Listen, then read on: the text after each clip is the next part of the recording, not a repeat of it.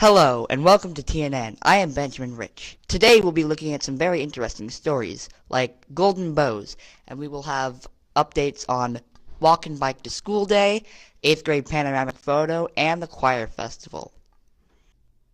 Yep, Ben, that's right. Our world is continually growing in population. What we have coming up isn't quite a milestone. Instead, let's call it a half milestone. Our world is just a few days away from reaching a population of 7.5 billion. We know our population is growing, but why? For the past several years, the world has gained 1 billion people every 15 years. Many people have the misconception that our world will just keep gaining people because more and more babies are being born. But I'll let you in on a secret. That isn't true. We all know that people are living much longer than they have in the past. But have you ever thought of that being the reason for fast population growth? We're at the point called peak child, meaning that we have the most number of children living on this world we'll ever have. So it can't be that more babies are being born. As of when we had 7 billion people, there were about 4 billion people ages 1 through 30 and 3 billion ages 31 and plus. But in 15 years, assuming everybody 60 years or younger survives, we still have 4 billion young people because 2 billion people are being born. But we'd have 5 billion old people, which is 4 billion originally, plus 2 billion that have entered that age, minus 1 billion that have died. So in 15 years, we have 8 billion without increasing the number of babies that are born. If the population keeps increasing this way, the population will eventually be stable. This is actually good, because then we can figure out how much resources we need for everyone to survive. For an update on exactly when this half milestone happens, check the World Population Clock at worldometer.info. I'm Suyash Pandit from the TNN reporting team. On Wednesday, April 19th, Golden Bow came to perform for Cedar Park.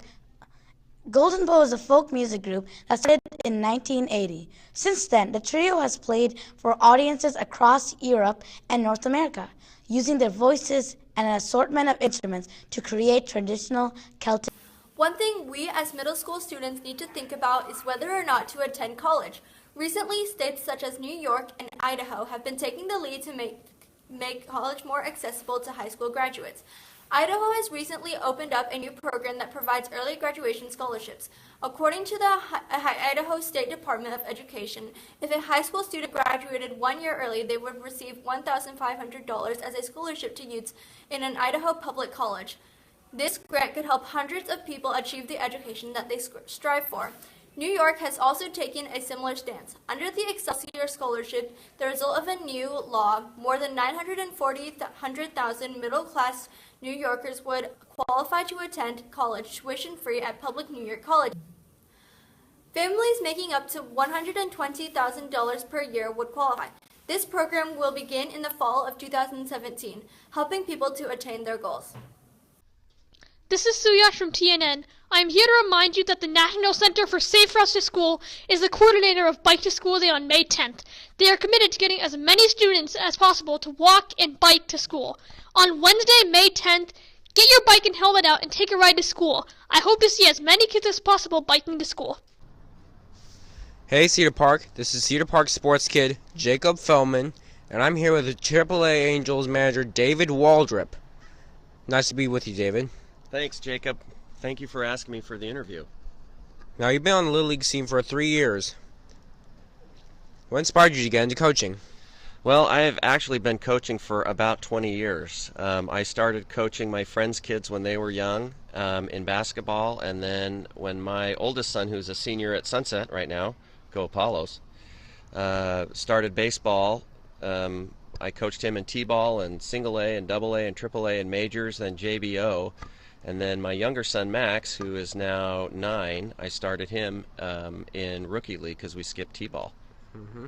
So it's been a long time, and I love baseball. Hello, this is Vincent reporting for TNN. 8th graders, the 8th grade panoramic picture will be taken on May 16th. So make sure you dress your best. Have you ever gotten a Chromebook from the cart and opened it to find it speaks everything or has wacky colors? Well, this is how to fix it. First, you click on your Google profile pic, then click on the hand icon that says accessibility and select the option with the check marked next to it. This works if your screen is zoomed in a ton, your Chromebook reads everything aloud, your screen colors are all messed up, your Chromebook is auto-clicking, if your Chromebook has a big cursor, and much more. And that's it, your Chromebook is fixed. Unfortunately, there have been a lot of rainouts in the area, so we can't give you any scores. Tomorrow, however, has a full slate of games and league play as the Nova Painting Mariners and Dick's Red Sox get the day underway at 9:30. At 12:15, the SP Cubs and the Pietros Reds square off. Then, in the nightcap, the ABC Vision A's meet the Team Mooney's Giants at 3 o'clock. All games are at Cedar Mill Elementary School. Sunset JBO, however, starts their season next week with a game at 6 p.m. at Pointer Middle School against Glencoe. Hope to see you out there, and go Apollos and Saublades. It's been 2 months since Cedar Park had its annual Family Fun Night. Part of this was the science fair, where some students presented their science inquiry projects on a display board. The top 10 students from that, plus the students who completed the NWSE qualifying fair who didn't make it to NWSE, will be competing in the Beaverton School District Science Expo at Tetronics tonight. Unfortunately, the winners of this fair will not advance to any other fair. However, I'm sure there will be some great projects from there all over Beaverton. This is reporter TNN Suyash Pan. Hello, this is Ryan reporting for TNN News. Today's topic will be the choir festival that has happened on May 4th, 2017 at Alder Creek Middle School. 7th and 8th grade choir have attended the choir festival along with other middle schoolers from other middle schools. Choirs are rated from 100 to 1, and that's a point system.